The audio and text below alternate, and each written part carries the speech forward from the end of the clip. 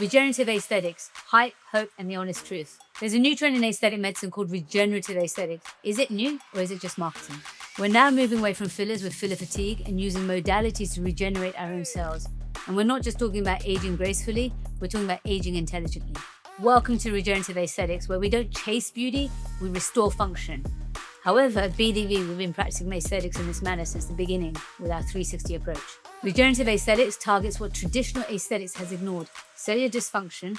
We stimulate dermal fibroblasts, reactivate adipocytes, recondition the extracellular matrix, and regulate inflammatory signaling. And instead of masking symptoms, we optimize cellular behavior using your cells to fix you with modalities such as polynucleotides, i.e. DNA fragments that calm inflammation and reboot regeneration. Exosomes, intercellular couriers packed with growth factors, mRNA and cytokines, biostimulators triggering neocollagenesis with PLLA, calcium hydroxyapatite, i.e. Sculptra, Lanluma and Radius. Hyaluronic acid, not just a filler when layered with PRF or exosomes instead of biostimulant. PRP or PRF, where we take your blood, obtain all the good growth factors and fibrin matrix to promote regeneration.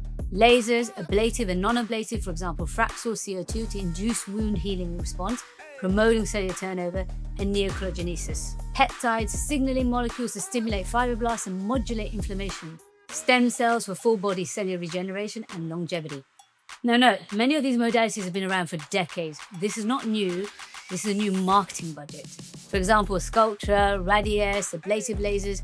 However, the mechanism of action has been optimized to work on cellular pathways instead of producing the dreaded uncontrolled stimulation historically resulting in filler face.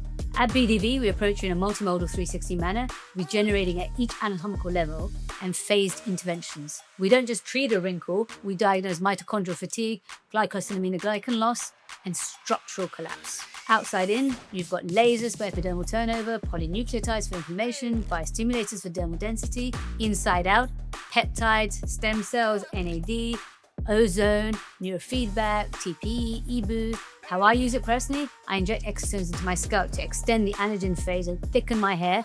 I undertake IV exosomes with stem cells biannually for cellular regeneration. I undertake hyaluronic acid and biostimulators once every 18 to 24 months for scaffolding support in my face. Regenerative aesthetics isn't a trend, it's a return to evidence-based biology. You don't need a new face, you need your face to be functioning better, stronger, healthier, and more alive.